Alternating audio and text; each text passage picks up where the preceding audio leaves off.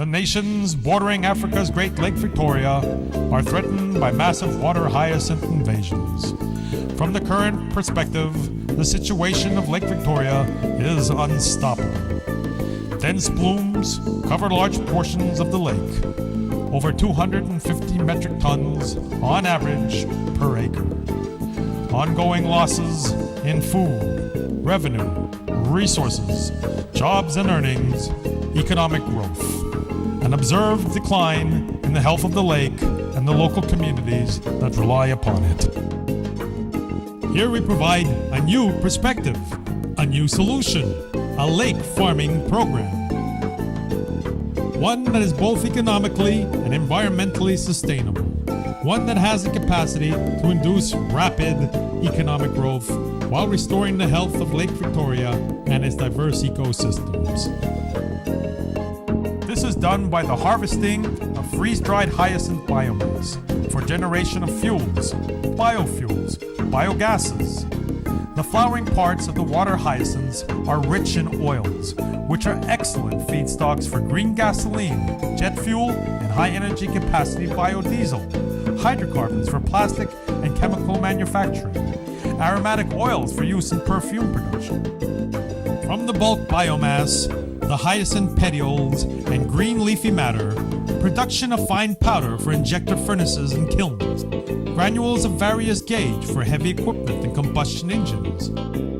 Coarser granules and chunks can also be used for fermentation to produce alcohols, ethanol, butanol, and as the feedstock for clean, natural gases, methane and butane. Clean, healthy energy at low prices. Price below wood to decrease deforestation. Larger chunks of compressed matter for biomass briquettes and fireplace logs for direct combustion. Price to decrease reliance on wood-based fuels for cooking and space heating, thus reducing deforestation and health problems related to soot, ash, carcinogens, and release of harmful volatiles. In the combustibility test done in our lab, calorimetry measurements show that the energy yield is high, sufficient for production of electrical energy, fueling electrical power plants, water and waste treatment facilities, and large-scale generation of clean, healthy, purified natural gases. Older approaches and current approaches all make one mistake. They leave the lake out of the equation. The aquatic chemistry and ecosystem dynamics, the biogeochemical cycling of nutrients, the interactions between aquatic species, and the complex feedbacks between these processes are all an integral part of the remediation and restoration of Lake Victoria. The answer is not in poisonous chemicals, herbicides, or pesticides. The answer is not in dredging, mowing, or chopping and hauling away the biomass to some landfill or dump site. The answer is not in this burn and destroy approach, the methodology of taking the biomass and chopping it up, then letting it sink to the bottom of the lake to rot, to further deplete the lake's oxygen and accelerate the process of eutrophication, to suffocate the fish, to cover their breeding areas or hatching sites, to further decimate their populations. The answer is not to introduce foreign insects, weevils, moths, or parasitic larvae that will hopefully not move on to some more desirable or valuable food crop. Our technology is environmentally neutral. Its active agent consists only of the air from the sky above. Moreover, the byproducts of our air liquefaction process provide additional markets themselves. Liquid oxygen for fish farming, industry, and medical applications. Liquid argon and nitrogen for industrial use and scientific research.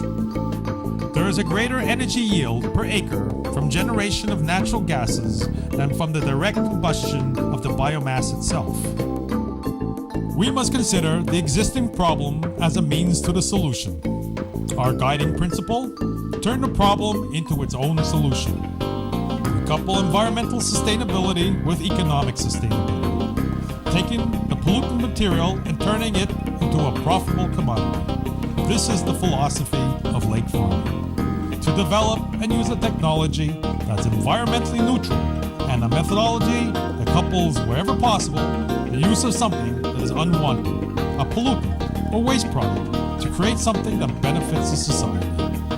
Here we turn the invasive hyacinth mass, the problem, into an ongoing renewable source of energy, the active solution, to provide tens of thousands of jobs and business opportunities, along with the energy for electrical power plants, waste and water treatment facilities, infrastructure, and long-term sustainable economic growth. Again, one can obtain a higher yield of energy per acre in natural gas than from the combustion of the biomass itself. Generating biofuels and biogases, clean natural gas, alcohol by fermentation, with the resultant carbon dioxide recycled in algal chambers for additional biomass production, using genetically engineered algae, high in energy producing oils as feedstocks for hydrocarbon and chemical manufacturing, advanced high energy capacity fuels, green gasoline, biodiesel, jet fuel, flash evaporation for hydrogen and syngas, pressed biomass fuels as a substitute for wood, priced to curtail its reliance on wood to lower deforestation. It's only when the lake is at its optimal health that maximal harvesting can be performed. This is what the United Nations Broderbrund Commission envisioned as economic and environmental sustainability. Here, the pollutant biomass, this invasive plant, serves to provide a new and ongoing source of renewable energy.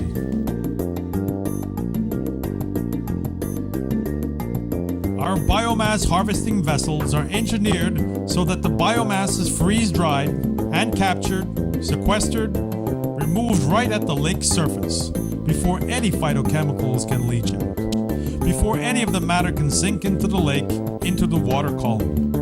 Simultaneously, mosquitoes, malaria-carrying mosquitoes, and other pest species are removed, frozen in the process. Our air liquefaction and separation plants will provide opportunities for large incomes or revenues from the sale of excess liquid nitrogen, liquid oxygen, and liquid argon. Hyacinth fibers can be sold locally by entrepreneurs for weaving, for wickerware, for creative arts, as well as for use in the production of building materials, providing additional jobs at many levels. The optimal harvesting is coincident with the optimal health of the lake. It is only when the aquatic chemistry is in balance, when the ecosystems are in equilibrium, when the health of the lake is optimal, that the harvesting itself can be maximized. Moreover, the lake project, at all stages, is guided by environmental monitoring. The maximum harvesting rates occur when the lake is healthy. It must be harvested on a regular schedule, on regular basis, so that the lake remains free for sunlight to propagate into the water column. The optimal harvesting is coincident with the optimal health of the lake. It is only daily ongoing monitoring of the aquatic chemistry by spectral and chemical analysis will ensure that indigenous submerged plants are performing photosynthetically to re-oxygenate the lake and return dissolved oxygen levels to equilibrium. Hyacinths will be remediated before they can become sufficiently dense to block sunlight from propagating into the lake. We should see a return to normalcy, a return to equilibrium, to sustainability.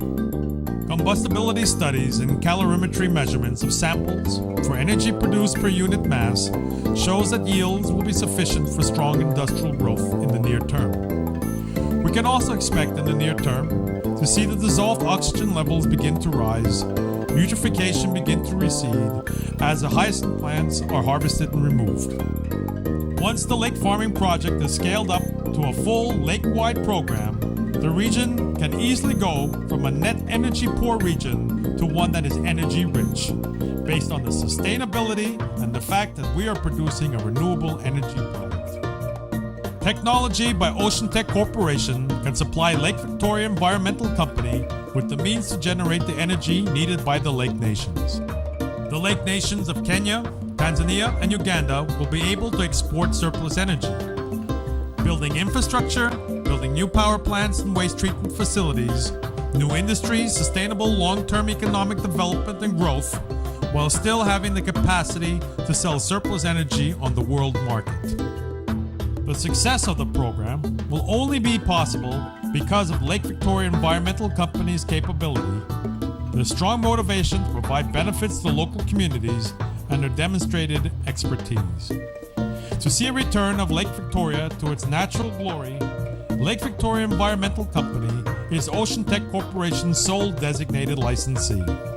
Only Lake Victoria Environmental Company is capable of successfully running an economic development program for this region of the world.